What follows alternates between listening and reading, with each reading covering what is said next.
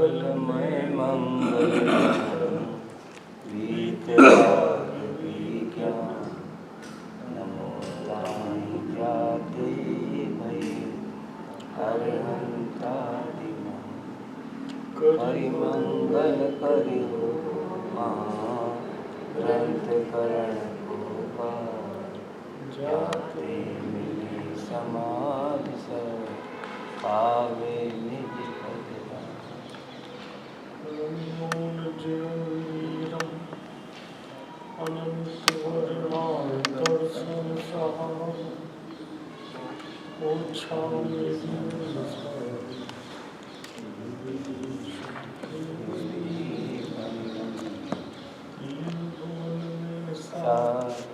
वीतराग विज्ञान का नमो स्वरूप शिव का नमो त्रिलोक समाधि की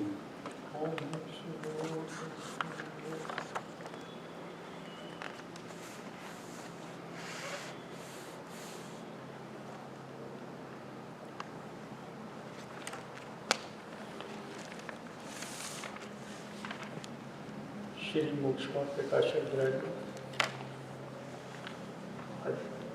चारिकल डिक्टोर में बहुत करुणा करके हम लोगों ने इसे लिखा है। कहा तो ये जाता है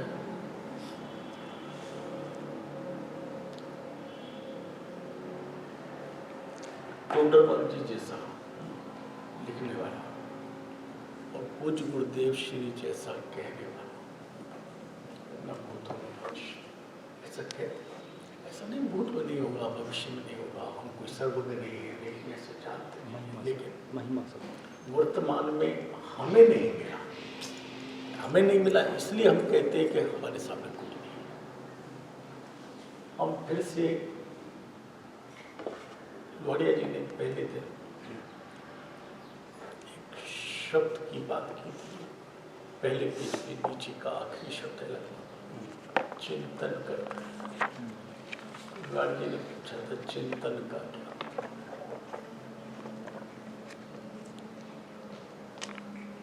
मेरे विकल्प में चल रहा था कि मैंने बात तो कही थी उस समय, लेकिन मैं उसको समझा पाया नहीं समझा पाया।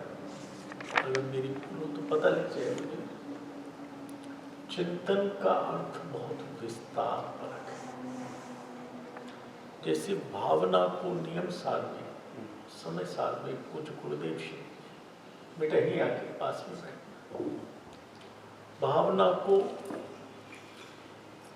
अपने आत्म स्वभाव से जुड़ करके जो भावना एकत्व पूर्वक उसे भावना शब्द का है। जो केवल विकल्प में विचार में भाई जाए उसे भावना नहीं कहा, वो तो राग है, विकार है।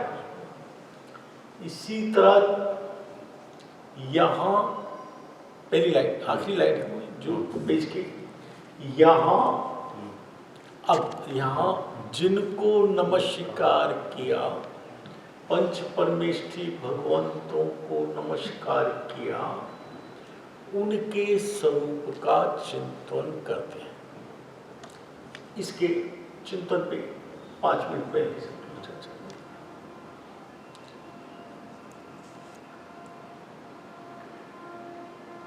मैंने आगम से, गुरुगम से, युक्ति से, तर्क से पंच परमेष्ठी के स्वरूप को जाना। यहां तक विकल्प पूर्वक की बात है, मैंने जाना वैसा और वैसा ही श्रद्धान करके ये 5 पद मेरी आत्मा में है। मैंने अपने आत्मा के साथ जुड़ान किया, वहां पे स्थिरता की, वो हुआ निश्चय चिंतन, वो हुआ निश्चय चिंतन। और यदि वहां तक नहीं पहुंचा, मात्र उनके आकार प्रकार का, उनके गुणों का, उनके अतिशय का उनकी सर्वज्ञता का, वीतरागता का भी चिंतन करता रहा, विकल्प रूप, विचार रूप, तो वो शुभ भाव है, पुण्य बंध का कारण है, धर्म नहीं है, धर्म नहीं है। लेकिन आचार्यों ने कहीं उस शुभ भाव को परंपरा से धर्म का कारण कहा है। उसकी वजह है कि पहली बार जब भी शुद्ध उपयोग होगा वो शुभ भाव पूर्वक माने अभाव पूर्वक, शुभ भाव पूर्वक माने शुभ भाव चलता रहे और वो शुद्ध उपयोग होगा, नहीं होगा। शुभ भाव पूर्वक अर्थात शुभ भाव के अभाव पूर्वक होगा। और जब पहली बार शुभ उपयोग होगा तो अशुभ भाव के अभाव पूर्वक होगा, फिर शुभ शुभ शुभ चल सकता है। इसी तरह फिर शुद्ध केवली भगवान को तो या श्रेणी मारने पर या सातवें गुण स्थान के बाद से तो शुद्ध ही शुद्ध चलता रहता है, शुद्ध उपयोग शुद्ध उपयोग शुद्ध उपयोग। वो उस चिंतन का फल है, उसमें लीन हो गए। तो यहां ये चिंतन क्यों करना? क्योंकि हम महाभाग्य से हम जीवों को, हम सबको, हम यहां तक पहुंचे हैं जो उत्तरोत्तर दुर्लभ है। निगोद से निकलना दुर्लभ है, त्रस पर्याय दुर्लभ लही जो चिंतामणि, ऐसी चिंतामणि रतन के साथ समान दुर्लभ है।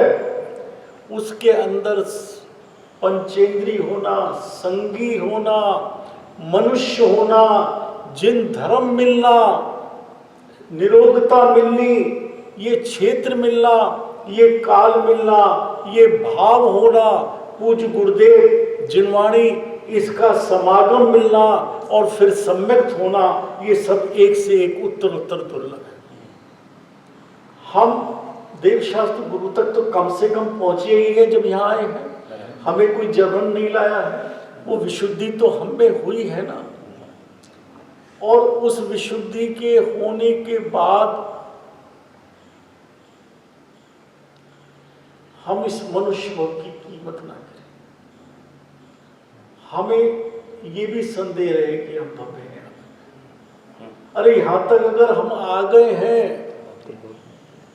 भव्य नहीं, हम तो निकट भव्य हूं, मैं तो निकट भव्य हूं, मेरी तो सीट रिजर्व है, मैं तो जाने वाला। अब हमको कछु भय ना रहे, हमने जान लिया संसार कोई। तो मैंने जो संगी पंचेंद्री पना मिला, मनुष्य भव मिला, वो केवल जड़ नमस्कार के लिए मिला क्या? माथा झुकाने, स्तुति करने के लिए? मैं जिनको नमस्कार करता हूं उनके स्वरूप को जानूं, चिंतन करूं। उसके स्वरूप में 5 बातें थी, 6 बातें थी ना सुधीर जी? रिपीट करोगे? 6 बातें मैं बोल देता हूं, लेकिन बैठा लेने की कोशिश करना कि मैं केवल अरहंत है, सर्वज्ञ है, 24 तीर्थंकर होते हैं, ये नहीं। मैं सर्वज्ञ कैसे बन सकता, मैं अरहंत कैसे बन सकता? अरहंत बनने का what is the process? How I can be Arhant?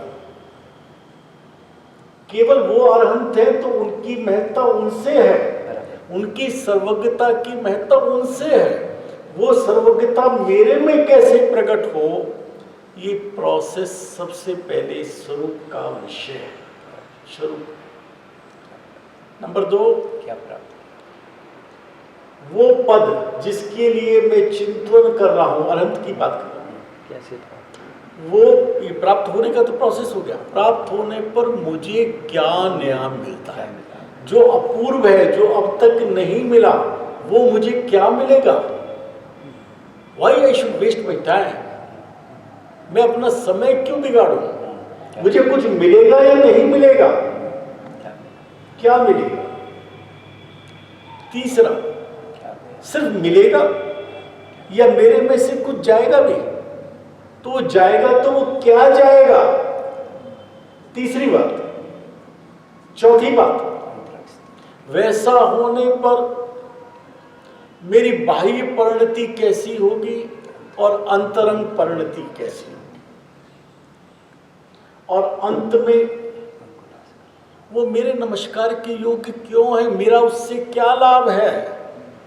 उसे जो नमस्कार करते हैं इंद्र गणधर आदि महान पदों के धारी भी, तो उनको क्या हित है, क्या फायदा है? मुझे क्या फायदा? इन बातों का विचार करके मैं आगे बढ़ूं तो मुझे अनंत के स्वरूप का चिंतन कहलाएगा। ठीक है भाई जी, चले आगे। तो ये विकल्प था कि वो चिंतन तो नहीं रहेगा। हम चल रहे थे अनंत भगवंत के स्वरूप के चिंतन। सबसे पहले बात आई थी कल अरहंतों का स्वरूप विचार, अर्थात तीन काल तीन लोक में जो अनंत हुए, जो हो रहे हैं महाविदेव क्षेत्र आदि से, और जो भविष्य में होंगे, उनका स्वरूप एक ही। जो ये पंच परमेष्ठी पद हैं, ये केवल एक डेजिग्नेशन नहीं है, ये धर्म के पद हैं, ये शुद्धि के पद हैं। उस शुद्धि के प्रकट होने का प्रोसेस नहीं बदलता। पूज्य गुरुदेव श्री शीरे का बहुत उदाहरण देते हैं। क्या शीरा यानी हलवा? हलवा बनना है, पहले पानी में सेक लेते हैं, बाद में घी डाल देंगे, तो गुरुदेव कह रहे लपसी भी नहीं बनेगी, चोट पे लगाने, घूमड़ी पे लगाने वाली पोटाश भी नहीं बनेगी, नहीं बनेगी। क्या पहले काल में ऐसे बन जाती थी या भविष्य में ऐसे बन जाएगी? वो प्रोसेस तो तीनों काल में एक ही है। पहले घी में डाल करके आटे को सेकेगा, उसमें फिर पानी और चीनी डालेगा, उसको ठीक से सेकेगा। मुझे तो पता नहीं है बेटा, मैं तो जो गुरुदेव से सुना कुछ भूल भी जाता हूँ शब्द इसमें, तो हलवा बनेगा, हलवा बनेगा। इसी तरह अरहंत बनने का, सिद्ध बनने का, आचार्य बनने का, उपाध्याय बनने का, साधु या तीनों को साधु में ले, उनका प्रोसेस तीनों काल में एक है।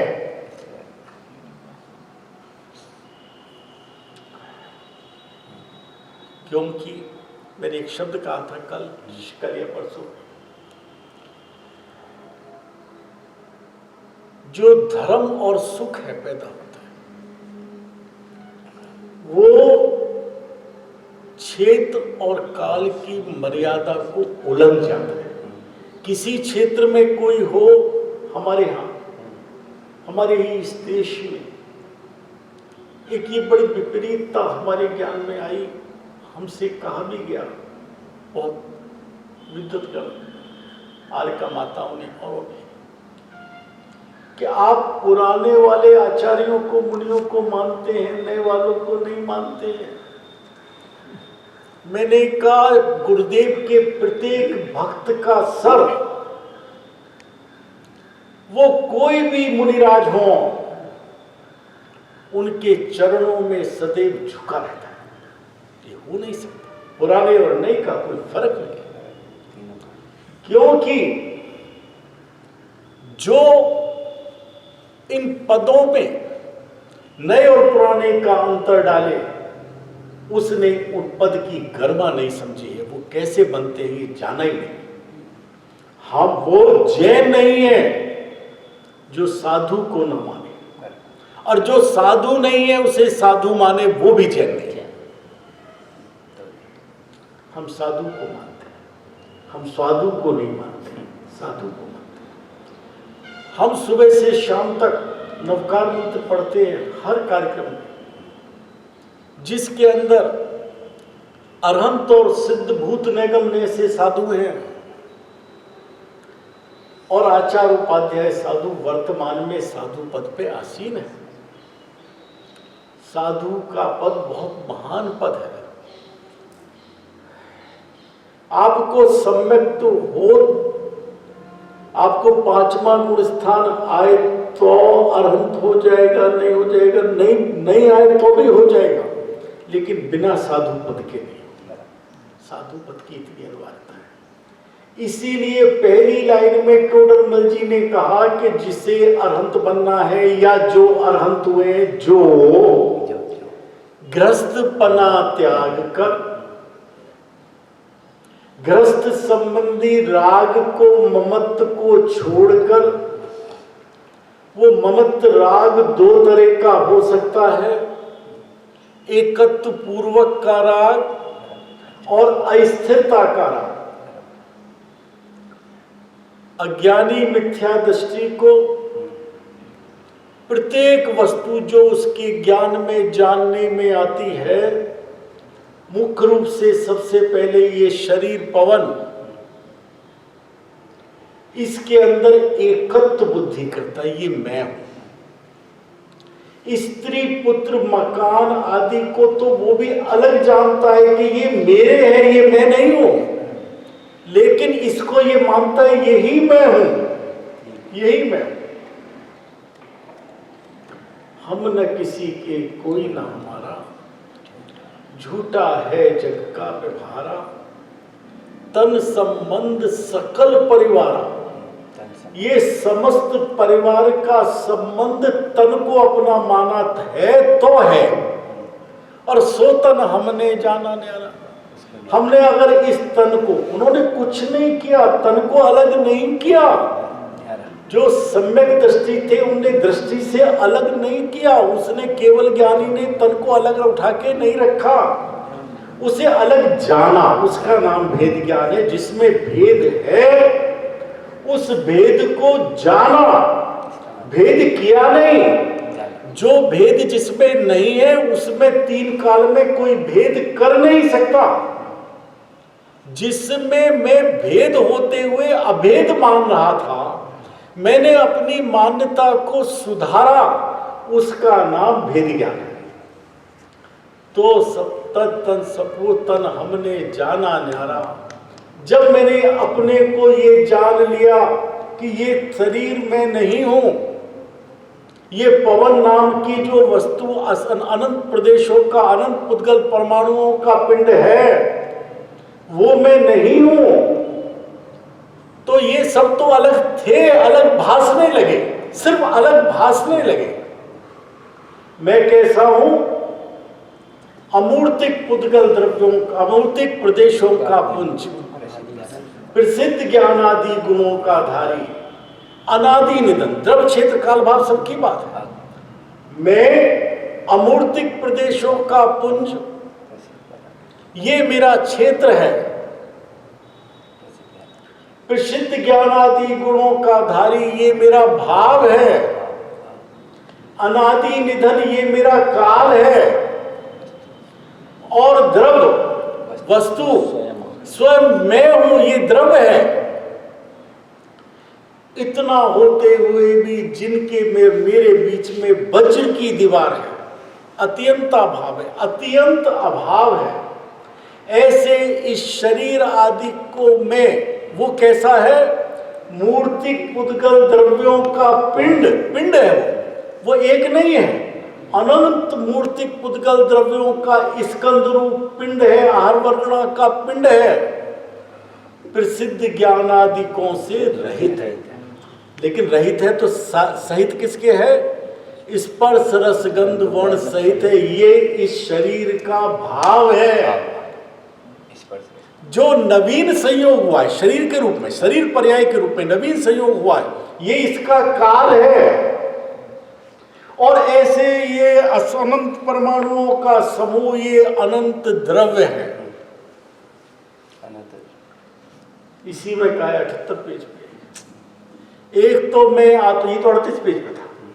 एक तो मैं आत्मा, ये जो दिखाई दे रहा है ना, ये जिसे आप कह रहे पवन, और जिसमें से मेरे जाने पर कहेंगे पवन जी चले गए। पवन जी कहाँ गए? जिसे तुम पवन कहते थे वो तो है, वो तो यही है। वो तो कहीं नहीं गया। उसे लटकाओ खूंटी में, अलमारी में रखो।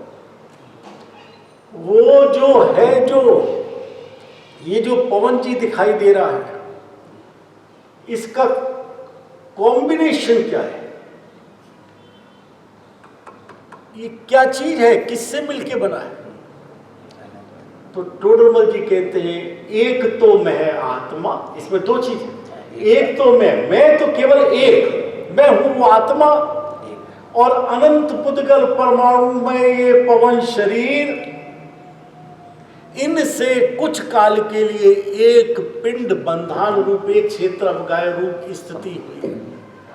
अरे जाते में क्यों रोता है? तो इसके लिए रो कि ये दो विभिन्न जाति के, जड़ जाति का मुझ चेतन जाति के साथ इतने समय एक साथ रह कैसे गया? मेरा इससे कोई द्रव क्षेत्र काल भाव का संबंध नहीं है, मेरे साथ रहा कैसे? अब इसके जाने का काल आया तो तू रोता है?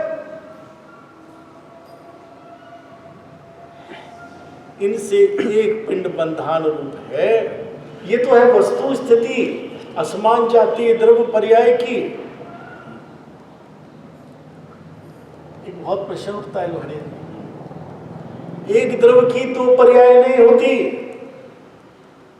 और दो द्रव्यों की एक पर्याय नहीं होती। सचिंद्र जी, एक द्रव्य की उसी गुण की उसी समय में एक साथ दो पर्याय नहीं होते। एक द्रव्य में तो बसने वाले अनंत अनंत गुण हैं और प्रत्येक द्रव्य की प्रत्येक समय अपनी अपनी पर्याय है। उस नाते एक द्रव्य की अनंत पर्याय प्रत्येक समय है, वो एक अलग। लेकिन एक समय दो द्रव्यों की एक पर्याय नहीं होती। लेकिन असमान जाति द्रव्य पर्याय के अंदर में आत्मा और ये पुद्गल अनंत पूर्ण द्रव्य, इन सबको मिला के कहा एक पर्याय। वो केवल जानने के ज्ञान के लिए कहा कि मैं जिसमें एकत्व ममत कर रहा हूं, ये असमान जाति द्रव्य पर्याय, ये तेरे समान जाति के नहीं। असमान जाति, गुरुदेव ने कहा असमान जाति द्रव्य पर्याय का सही ज्ञान हो जाए तो उसी समय सम्यक्त हो जाए कि ये मैं नहीं हूं।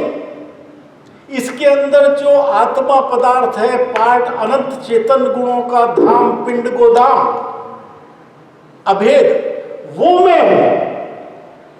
और उसके बाहर जो ये आंखों से, नेत्र से, इंद्रियों से दिखता है, इंद्री के माध्यम से जाना जाता है, चूंकि ये इंद्री का विषय है तो इंद्रियों से जाना जाता है, वो मैं नहीं हूं।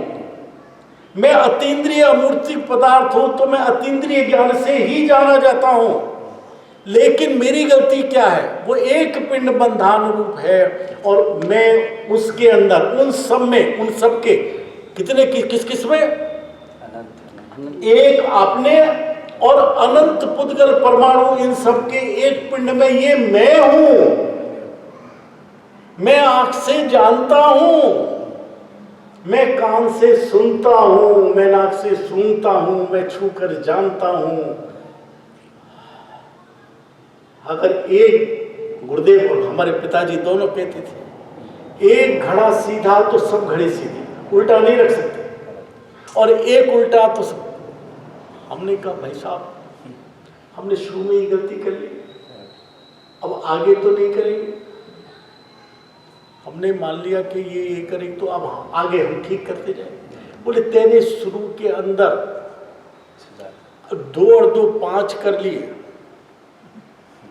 तो आगे तू 5 दूनी 10 कर, 10 दूनी 20 कर, लेकिन गिनती विपरीतता बढ़ती जाएगी। मैंने अपने चेतन में, चेतन ये जड़ में एक, ये अनेक, मैं असंख्यात प्रदेशी, ये एक एक प्रदेशी, मैं अनादि अनंत ध्रुव भगवान, और ये प्रत्येक नया मेरे साथ आके मिला है और मेरे साथ रहता नहीं, कभी जाता है, कभी आता है, असंख्य प्रदेश जाते हैं, असंख्य प्रदेश आते हैं। उन विपरीत 2 ध्रुवों में, 2 नॉर्थ और ईस्ट पोल के अंदर मैंने ये मान लिया कि ये मैं हूं। ये विपरीतता करने के बाद मैं कितना भी कहूं मैं आत्मा हूं, मैं चेतन हूं, मैं अनंत गुणों का धाम हूं, ये तेरी विपरीतता बढ़ती जाती। पहले उस मान्यता को छोड़ कि ये मैं हूं। हम विषय से भटकने लगे। नहीं ये चल रहा हम विषय से भटकते, हमारा मुनि धर्म की बात है। हाँ तो ये हाँ, ठीक। एकत्वपना टूट रहा। अरे भाई छूटेगा, तीन एकत्वपना अब क्यों छूटेगा? मोक्ष मार्ग प्रकाशक आने के पहले हाथ में मोक्ष एकत्वपना छूट जाना चाहिए। आज मैं बहन से कह रहा था, उन्होंने कल कहा ये चिंतन करना चाहिए परमाणु मात्र नहीं, परमाणु भी मेरा नहीं है। अरे वो तो पर द्रव्य है, पर जाति है, मेरे धर्म का नहीं, मेरी जाति का नहीं, मेरा उससे विवाह कैसे हो सकता है? हम गैर जाति में नहीं करते, ज्ञानी गैर जाति में नहीं करता, वो पर जाति है, विभाव है, मेरा कोई संबंध नहीं है उससे किसी प्रकार का। 38वीं गाथा में मैंने उनको बताया, ये बात कहा है समय साल में।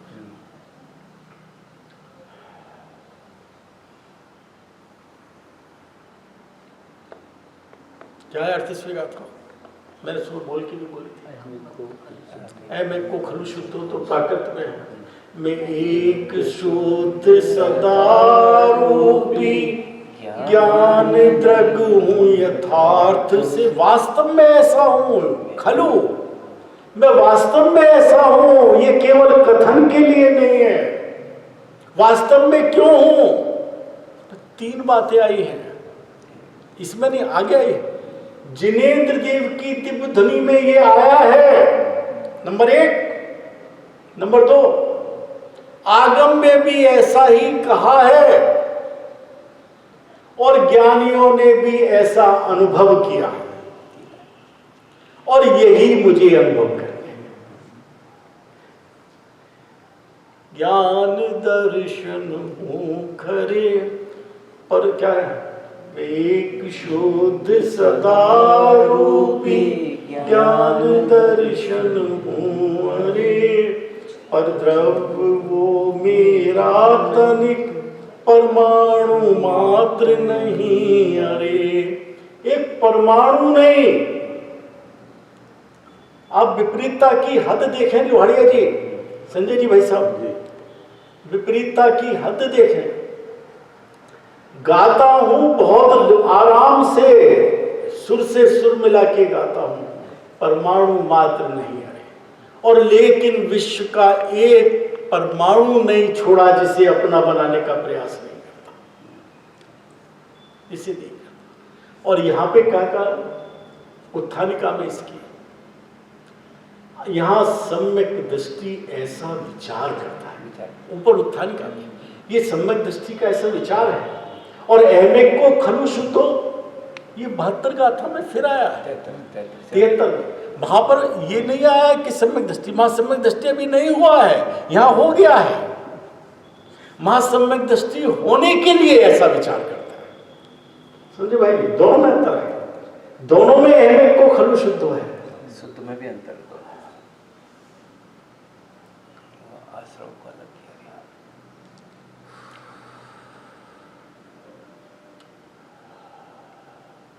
गृहस्थपना छोड़कर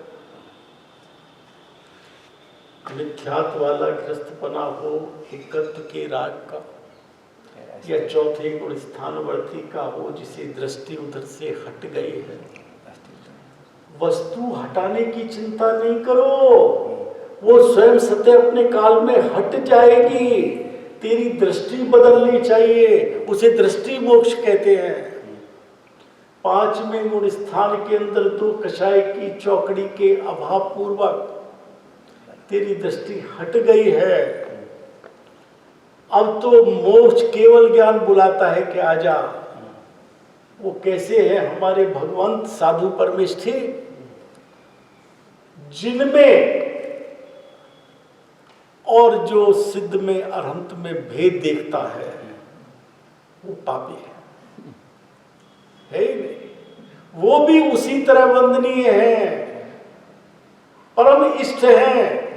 लेकिन कौन? जो उस साधु की परिभाषा पे खरे उतरते हैं वो साधु बन। वो कहते हैं जिन्होंने नग्नपना ले लिया। भैया मुझे रोक दिया करो गलती। नग्नपना मुनिपना नहीं है, साधुपना नहीं है। कल भी बोला था, सब त्रियंच नग्न होते हैं, सब नारकी नग्न होते हैं, सब पशु नग्न होते हैं, और जन्म लेता हुआ बेटा हो या बेटी हो वो नग्न होता है। और किसी किसी काल में बड़े भी नग्न होते हैं, उस समय उनको साधु संज्ञा नहीं लग जाएगी। नग्नता से साधु नहीं है, लेकिन साधु नग्न ही होता है। जी यहाँ पे क्या शब्द कहा है? पहली शर्त क्या कहा? गृहस्थपना त्याग कर। और दूसरी शर्त क्या कहा? मुनि धर्म अंगीकार करके। जो मुनि धर्म कहीं रखा हुआ था उसे लाके अपने में डाल ले। क्या होगा फिर? क्या करना है फिर? अरे ये एक काल है, अंधेरे के हटने का और प्रकाश के आने का एक काल है। गृहस्थपने के राग के छूटने का, मुनि धर्म प्रकट होने का एक काल है। वो धर्म प्रकट होता है, वो लाया नहीं जाता। अंगीकार कथन रूप में आता है। जिसको प्रकट हुआ इसने मुनि धर्म अंगीकार किया। मुनि धर्म धर्म है, धर्म प्रकट होता है आत्मा के अपने त्रिकाली ज्ञायक स्वभाव के लक्ष्य से। जो पर के लक्ष्य से विकार हो रहा था, वो अंधेरा था, वो विकार पर के लक्ष्य का, पर का लक्ष्य छूटा, निज गायक भगवान आत्मा का लक्ष्य हुआ। उस समय उस लेवल की स्थिरता हुई मुनि धर्म के योग। उस काल में मुनि धर्म प्रकट होता है। सातवां गुण स्थान पहले होता है, छठा बाद में आता है। आपके तो धन मुनि दशा में स्पष्ट है। दीक्षा लेती वो कहते हैं जाओ ध्यान करो। वो जब ध्यान में बैठता है तो उस ध्यान के काल में, ध्यान को सर्वोच्च तप कहा, टोडरमल जी कहेंगे लास्ट में, सर्वोच्च तप का, उसके अंदर वो सातवां गुण स्थान प्रकट होता है। दो बातें प्रकट होता है, जाता क्या है? 3 चौकड़ी कषाय का अभाव होता है। 3 कषाय चौकड़ी चली जाती है, वो मुनि धर्म है। और जिसको ये हुआ है मुनि धर्म, उसको जो ना माने वो पापी है, वो जैन नहीं है, मुमुक्षु की तो बात है। पहला स्टेप गृहस्थपना त्याग, मुनि धर्म अंगीकार करके, अर्थात इतनी शुद्धि को प्रकट करके, अर्थात इतनी अशुद्धि का विलीन करके। और फिर जो एक चौकड़ी कषाय बची, जिसका नाम संजुलन है, जिसे आचार्यों में पानी में उंगली से खींची गई रेखा की उपमा दी है, वो भी क्षण क्षण विलीन होती जाती है, कम कम कम कम होती जाती है। छठे गुण स्थान में आता है तो वो तीव्र होती है। और छठे से 7वें में के लिए वो जो पुरुषार्थ करता है, उसमें शनि शनि क्षीण होती है, क्षीण होती है, क्षीण होती है। और जब श्रेणी मानता है तो पूरी तरह अबुद्धि पूर्वक रह जाए तो रह जाए, जितनी रह जाए। और फिर जिस समय 11वें में आ जाए अगर, तो भी वीतरागता हो जाती है, लेकिन उपशम होता है, क्षय नहीं होता। और क्षयिक श्रेणी हुई तो 10 से 12वें में आता है, उनका सत्ता से नाश हो जाता है। ऐसा मुनि धर्म जिसने अंगीकार किया, गुरुदेव कहते हैं वो चलते फिरते सिद्ध हैं, उनके चरणों में ये माथा हमेशा नत रहना चाहिए। ऐसा मुनि धर्म अंगीकार करके निज स्वभाव साधन द्वारा, मुझे इसमें बहुत समय लगता है, 3 4 5 6 दिन 7 दिन लगते हैं मुनि धर्म वाले में, क्योंकि मेरा उद्देश्य रहता है बच्चों को घूंट दूं मुनि धर्म क्या है। मेरा उद्देश्य कोई, यहाँ तो सब अपने मुझसे ज़्यादा पढ़े हुए लोग हैं, समझो, इसलिए मैं बहुत तेजी से दे रहा हूँ। निज स्वभाव साधन द्वारा। सुधीर जी आपसे प्रश्न। किसके द्वारा? निस्वभाव साधन। वो निस्वभाव का साधन कब लिया पहली बार? अपने उपयोग को अपने में स्थिर की। नहीं बेटा, यहाँ की विषय अच्छा, यहाँ हम यहाँ जब चल रहे हैं, अपने से नहीं हिले, अपने से ग्रस्तपना छोड़ा। जिस समय सम्यक्त होता है तो निज स्वभाव के साधन से होता है, उस समय निज स्वभाव का उसी स्तर का साधन लिया है। जब पंचम गुण स्थान शावक दशा आती है तो उसमें उतना ही निस्वभाव का साधन लिया है। और जब मुनि धर्म हुआ है तो 3 चौकड़ी कषाय का अभाव जिससे हो उतना साधन लिया है। लेकिन जो 1 चौकड़ी कषाय बची है वो भी मुनिराज को पोषाती नहीं है। कैसे नहीं पोषाती? मैं अपने बच्चों में उदाहरण देता हूँ। जैसे एक मेरा बच्चा है, वीरभद्र नाम है उसका, मुझे एक ही बच्चे का नाम याद है बस, क्योंकि 55 किलो उसका वजन है, वीरभद्र। मैं उससे बोला, बेटा 1 ग्राम में कितनी फांस होती है? अनुभूति कितनी, वो फांस जो घुस जाती है ना, 1 ग्राम में कितनी होंगी? 50 तो होंगी 1 ग्राम में। मैंने कहा, बेटे तेरे 55 किलो में 1 फांस लग जाए तो क्या फर्क पड़ेगा? नहीं ताऊ जी, वही उंगली रहेगी, वही उपयोग रहेगा। चल उसे छोड़, तेरे दांतों के बीच में एक चावल का कण फंस जाए, वो भी निरंतर घुलता हुआ फंसे, तो जब तक उसका अंश भी रहेगा तेरी जीभ वहां पे लगी रहेगी, उसको निकाल के मारेगी। इसी तरह साधु परमेष्ठी, उनको जो संजुलन कषाय है वो फांस जैसी है, फांस तनक सी तन में साले, वो फांस जैसी है, वो फांस उन्हें पोसाती नहीं है, वो फांस उसको निकाल देनी है। उन्हें तो अमृत की धारा चाहिए निरंतर, उन्हें धीरे धीरे रस नहीं चाहिए, अमृत की धारा चाहिए। वो फांस को निकालने के लिए क्या करते हैं? उग्र साधन लेते हैं, पूर्ण सा आत्मा का साधन लेते हैं, आत्मा में रम जाते हैं, टिक जाते हैं, स्थिर हो जाते हैं, स्थित हो जाते हैं। वो मुनिवरों के लिए कहा ना, जैसे पत्थर क्या शिला पड़ी हो जंगल में जिससे हिरण अपनी खाज मिटा लेते हैं, इसी तरह वो आत्मा में ऐसे स्थिर हो जाते हैं मुनिराज कि वो जिस समय हो आत्मदृष्टि, कर्म थर थर कांपते हैं, भाव की एकाग्रता लख छोड़ खुद ही। उन्हें भगाना नहीं पड़ता कर्मों को, डंडा लेके नहीं जाना है। वो कर्म तो स्वयं अकर्म रूप होने के लिए पड़े हैं, निर्जरित होने के लिए पड़े हैं, निष्कर्म होने के लिए पड़े हैं। मैंने गलती करता हूं कि अपने स्वभाव का साधन नहीं लेता, यानी निज स्वभाव का साधन जिस उग्रता का, जिस लेवल का चाहिए, वो जीव जिसने गृहस्थपना त्यागा है, मुनि धर्म अंगीकार किया है और उस स्तर का स्वभाव का साधन लिया है, वो जीव नियम से कर्मों का, घाती कर्मों का क्षय करता है। टाइम हो जाए तो बता देना। हो गया है? 3 मिनट है। 3 मिनट में एक सवाल पूछ लो, जल्दी से पूछ लेता हूं। सचिंद्र जी बताएंगे बस, और कोई नहीं। 2 चीज होती है, एक होता है कारण, एक होता है कार्य। यहां पर कार्य क्या हुआ? घाती कर्मों का, पढ़ो, निज स्वभाव साधन द्वारा 4 घाती कर्मों का क्षय करके। कार्य क्या हुआ अनुभूति बेटा? है क्या कार्य हुआ? 4 घाती कर्मों का क्षय कार्य हुआ। इसका कारण क्या हुआ? तो बेटा यही पढ़ा है गुरुदेव की लाइन में, एक द्रव दूसरे द्रव का कारण कार्य होता है। मैं चेतन द्रव निज स्वभाव का साधन, मेरी चैतन्य की पर्याय, और घाती कर्मों का क्षय ये जड़ की पर्याय।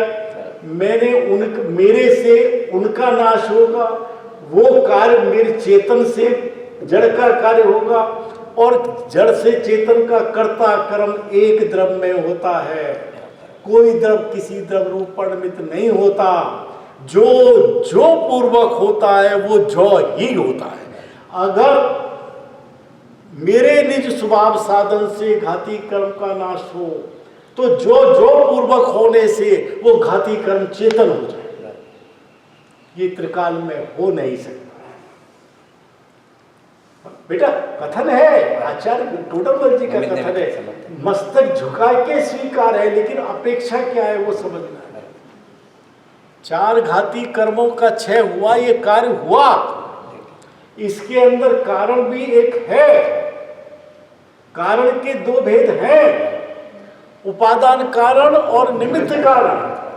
और सच्चा कारण उपादान कारण है, लेकिन उपादान कारण के भी 3 भेद हैं सच्चे उपादान कारण के। एक त्रिकाली उपादान, एक अनंतर पूर्व क्षणवर्ती पर्याय अभाव रूप उपादान, और तत्समय की योग्यता सच्चा उपादान।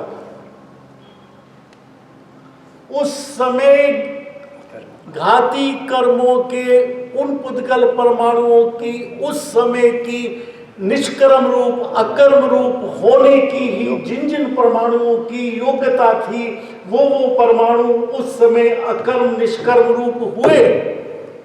उसके अंदर निमित्त बना मेरा स्वभाव का साधन। भाई जी